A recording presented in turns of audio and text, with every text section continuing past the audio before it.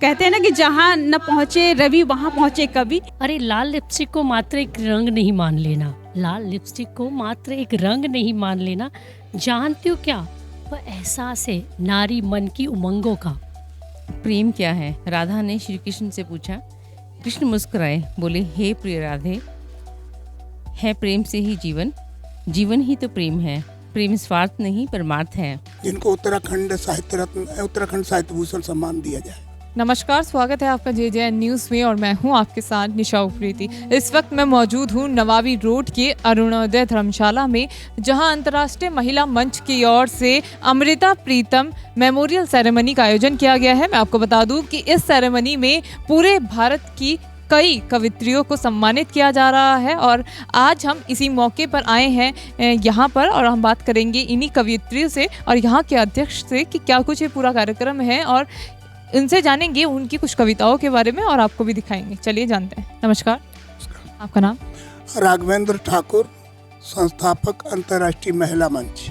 आज मंच की ओर से क्या कुछ कार्यक्रम का आयोजन किया? मंच की ओर से आज जो है ये अपना Amrita Pritam memorial award ceremony का आयोजन हो रहा है।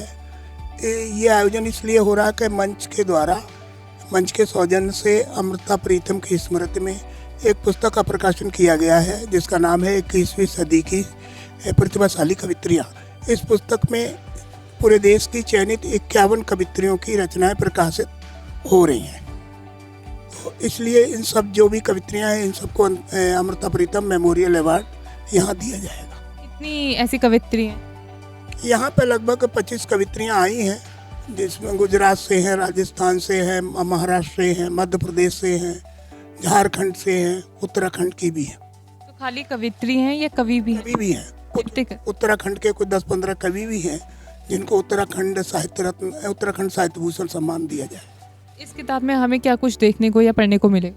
इसमें एक्चुअली ज़्यादातर कविताएं नारी चेतना पे आधारित हैं। महिलाओं की कविताएं हैं तो महिलाएं नारी चेतना पे आधारित कविताएं लिखती हैं, तो उन्हीं की कविताओं का इसमें ज़्यादातर आपको देखने को मिलेगा। नमस्कार। नमस्कार। आपका नाम? अनुजा कौशिक। मैम, कहाँ से आई हैं आप? मैं देहरादून से आई हूँ। आप देहरादून से आई हैं। आज आपको यहाँ पे सम्मान मिल रहा है, क्या कहना चाहेंगे? मुझे बहुत अच्छा लग रहा है क्योंकि जब आप कविताएं लिखते हैं, जब आप कुछ लिखते हैं तो आपको प्रोत्साहन मिलता है सम्मान मिलने से, तो मुझे बहुत ही अच्छा महसूस हो रहा है। जैसे आपने बताया कि आप कविता लिखती हैं, कुछ एक ऐसी कविता जो हमारे दर्शकों को आप सुनाना चाहेंगी? हाँ, मैं सुनाना चाहूँगी। प्रेम क्या है, राधा ने श्री कृष्ण से पूछा। कृष्ण मुस्कुराए, बोले, हे प्रिय राधे, है प्रेम से ही जीवन, जीवन ही तो प्रेम है। प्रेम स्वार्थ नहीं परमार्थ है। अभिमान नहीं स्वाभिमान है, घृणा में नहीं करुणा में है। अहंकार नहीं संस्कार है, आसक्ति नहीं वो भक्ति है। अपमान नहीं सम्मान है, प्रेम सत्य है निर्मल है। वो खुशबू है आज़ादी है। क्षमा है हे राधे, वो तो विश्वास है। त्याग है समर्पण है, एक खूबसूरत सोच है। तन का नहीं मन से जुड़ाव है, ईश प्राप्ति का प्रथम पड़ाव है। सब दोषों से प्रे दिव्य है, प्रेम आत्मिक है अलौकिक है। प्रेम अहम का है विसर्जन, प्रेम तो स्वयं ईश्वर का प्रतिरूप है। बहुत सुंदर आपने लिखी है, प्रेम के बारे में लिखी है। और आज के ज़माने में आप प्रेम को कैसे देख रहे हैं? प्रेम में आत्मिक होता है और प्रेम सांसारिक, जो भी सांसारिक चीज़ें होती हैं उनसे अगर उठकर देखा जाए तो प्रेम से सुंदर कोई चीज़ है नहीं इस दुनिया में। प्रेम बहुत ही आत्मिक एहसास है। नमस्कार। नमस्ते। आपका नाम? डॉक्टर नीतू तातेड़। कहाँ से आए हैं मैम आप? मुंबई। आप मुंबई से आए हैं, यहाँ पर आपको अवार्ड दिया जा रहा है, क्या कहना चाहिए? बेहद खुशी हो रही है कि मेरी जो लेखिका की जर्नी है उसमें एक माइलस्टोन जुड़ेगा डेफिनेटली, और शायद आगे अच्छा काम करने के लिए प्रेरणा भी मिले। कुछ ऐसी कविता जो आप हमें बताना चाहें? हाँ, वैसे तो मैंने अपनी थीसिस जो है नारी सशक्तिकरण पे की है और मेरी 2 बुक लॉन्च हो चुकी है और ये शायद 4th बुक होगी। तो औरतों को लेकर मैं काफ़ी सजग रहती हूँ और उनको हमेशा ये प्रेरणा देना चाहती हूँ कि किसी से डरो मत, आपके अंदर की ताकत आपको आगे बढ़ा सकती है। सो लाल लिपस्टिक आप जानती है, खूब औरतों का प्रिय कॉस्मेटिक आइटम है। सो लाल लिपस्टिक, अरे लाल लिपस्टिक को मात्र एक रंग नहीं मान लेना, लाल लिपस्टिक को मात्र एक रंग नहीं मान लेना।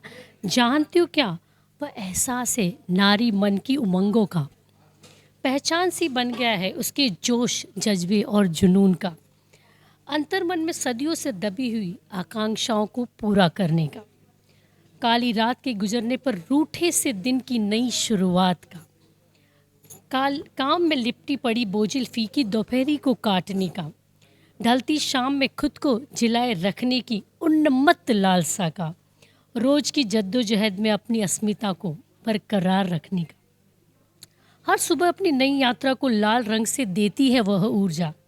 पता है उसे दिन ऐसे ही सुस्ताया सा आएगा और लौट जाएगा, चाहे वो कैसी भी परिस्थिति।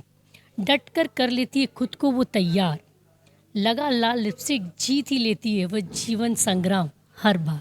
बहुत बढ़िया, आपने बहुत ही कम लाइन में बहुत कुछ हमारे दर्शकों को बता दिया। बहुत ही अच्छी कविता है। महिला सशक्तिकरण की आपने बात कही, हमारे देश में महिला सशक्तिकरण को आप कैसे देख रही हैं? अब तक जो महिला सशक्तिकरण पे बात हो रही है वो केवल छिछली बात है।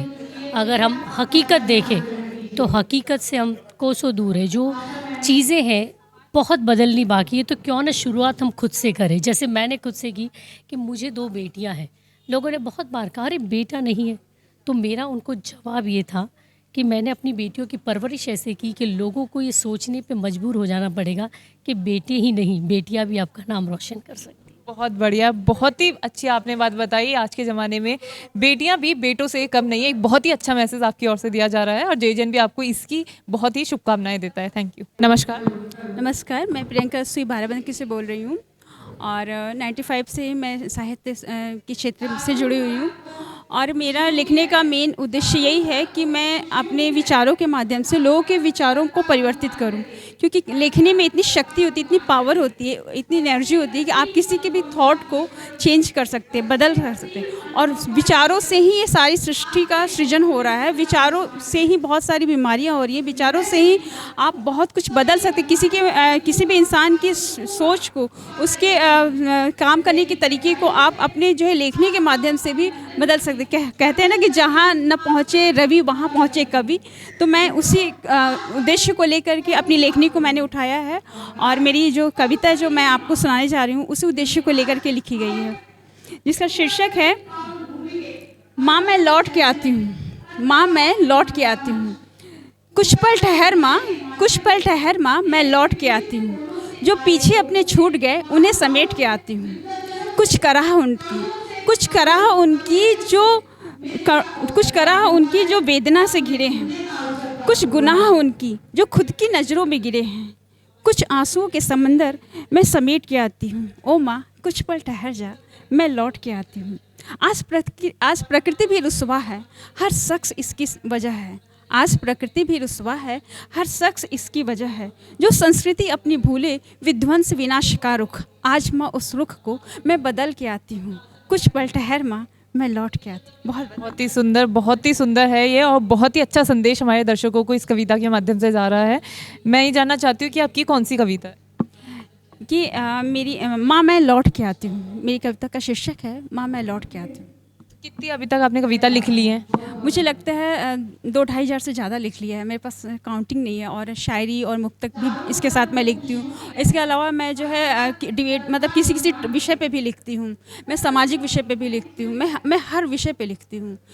मेरी लेखनी किसी भी विषय से अछूती नहीं है। मेरी कोशिश यही है कि मैं हर विषय पे लिखूँ, क्योंकि मैं घर से जब निकली हूँ और मैं ट्रेन के पास आई तो मैंने वहाँ भी लिखा, क्योंकि मुझे वहाँ साफ़ सफाई दिखी और जो परिवर्तन मुझे नजर मैंने उस पर भी लेखनी चलाई।